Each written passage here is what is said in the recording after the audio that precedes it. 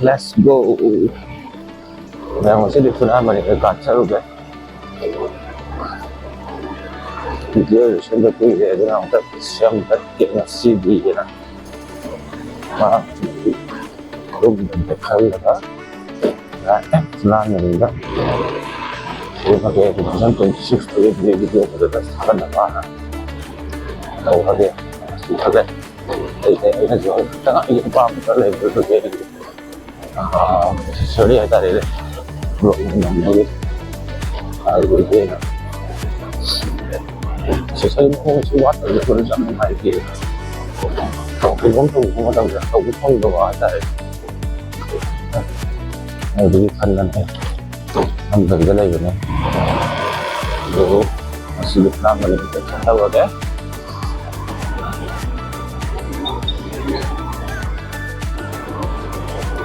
Rồi đây cái gì mình nói execution.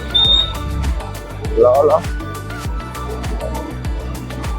Không đi bán cái đấy, hầu như là làm cái gì, với đồng thời tiêm này chẳng thấy rồi đấy, làm gì không có phải là nó xong được.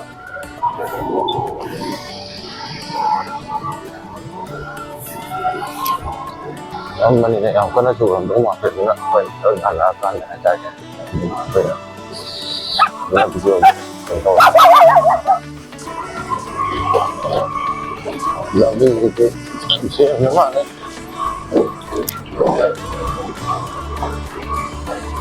là cái tư đây nó sẽ đi ấy này không có vào nữa thì không cứ phải làm cái nào còn cần cái sau cái tình trạng thì ông có thể làm cái số thì cái sử dụng cái phương pháp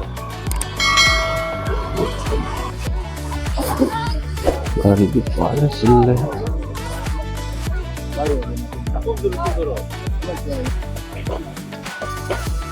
Sunrise viewpoint. Ini kemarin ya. Samudra akan melihat penonton kalau berjalan akan melihat orang.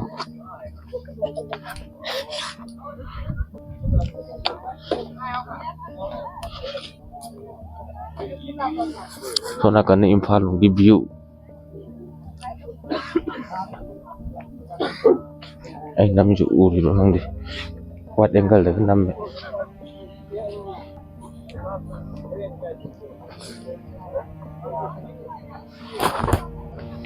soalnya karena Falong di view Fajar soalnya karena menutup long di view ngompok menutup soalnya karena menutup soalnya karena ngompok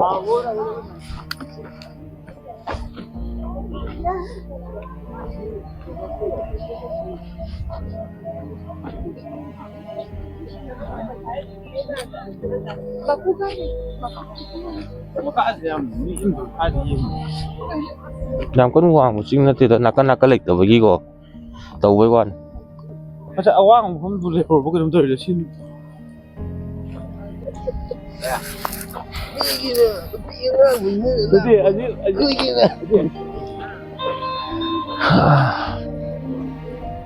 Kunta ka jira sih nom.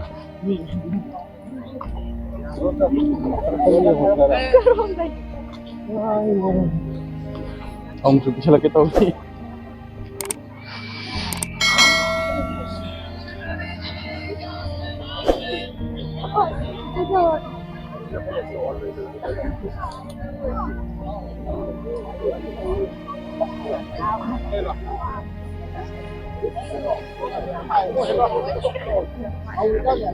Agi cingdu ni mi ka tak pa male asidon chala jira.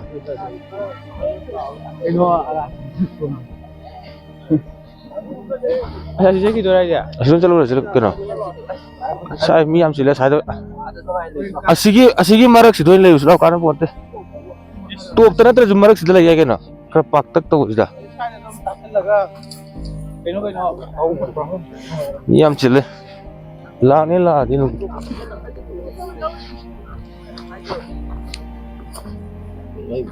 Memang lah.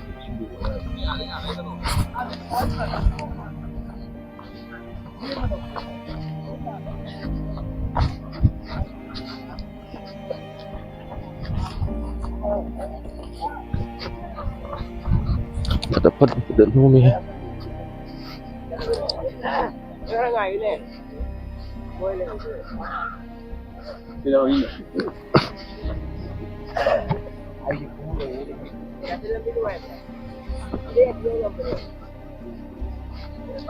Sunset apa yang sih abdar ya? Sekolah kan seure, sekolah kan seure.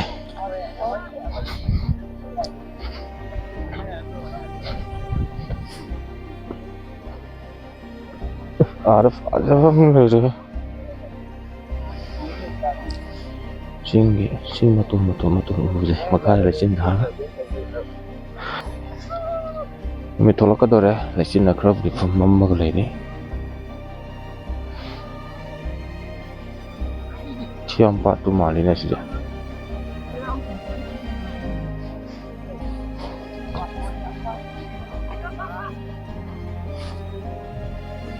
Saya dah lihat ini. Numina soalnya kan cinggung di thola ba. Numina soalnya kan di thola ba.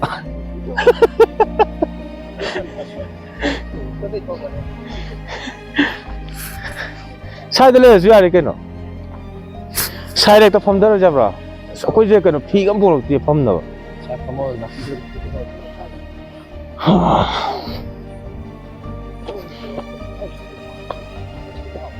Asiki cingdon itu yang ada ingna cingna FMI lainnya sih jo. Tahu lah sih kok. Sunset tu tolak kadore. Sunset aja, sunrise apa? Sorry.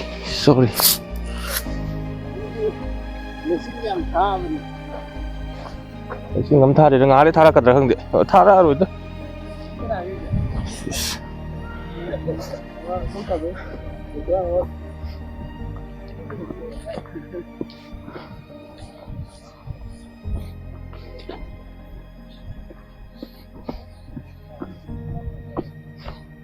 Si cingdon sedang muka kadasi.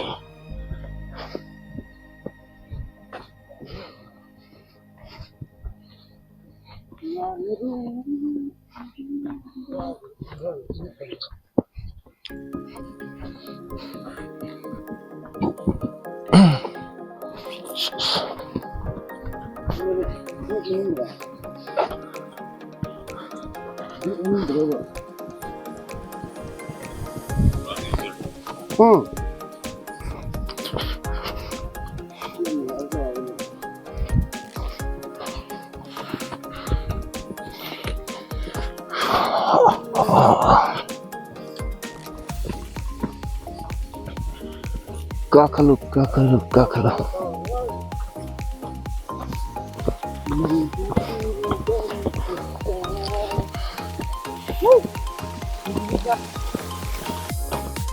Fajare kongkot ke. Kumuk kasi puloy-loy le nama. Angam belakang itu aja.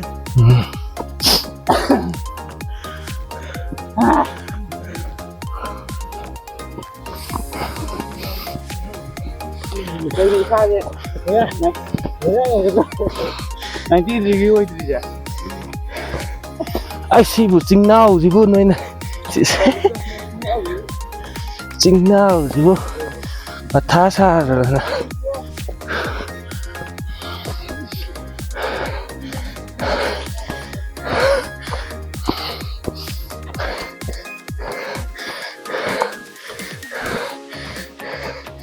Lo.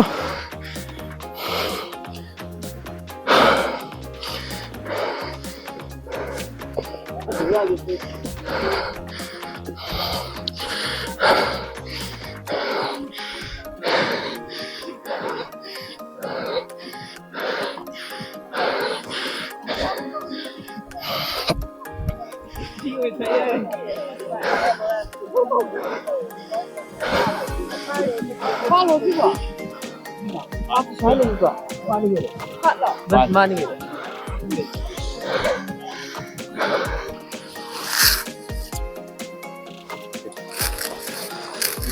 Semua di sini putaran. kano to hana ka kam to so hana kan tawo inga ni singa mato Kan tu selalu main ke?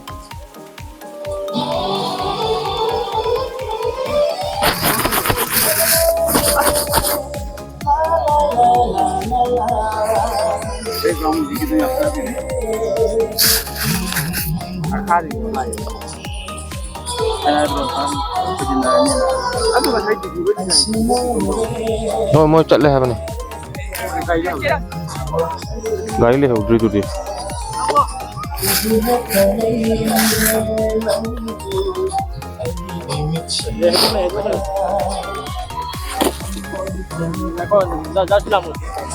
ako yani pulak num tham mo da yung na nom hai tu ga ma yaw ne singa na num hai jelo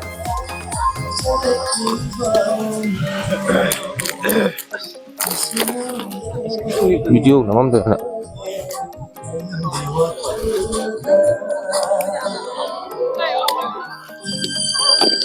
Ini saya lagi asik saja. Kayak ini.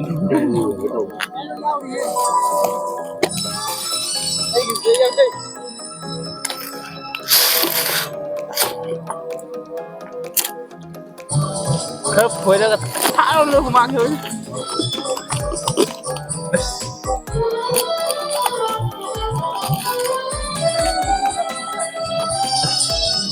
Chicha ra sing di Tapi tu sini.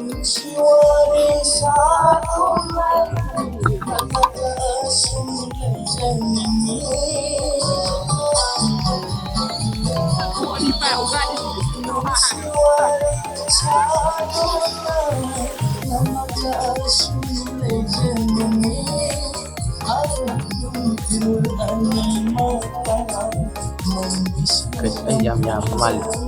ya mo cái nó to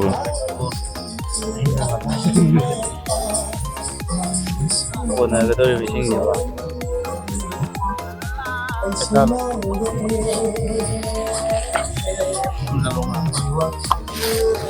kino ko masla kino no hatulo bro sugayo Roma macam mana? Sih kita apa boleh? yani Apa?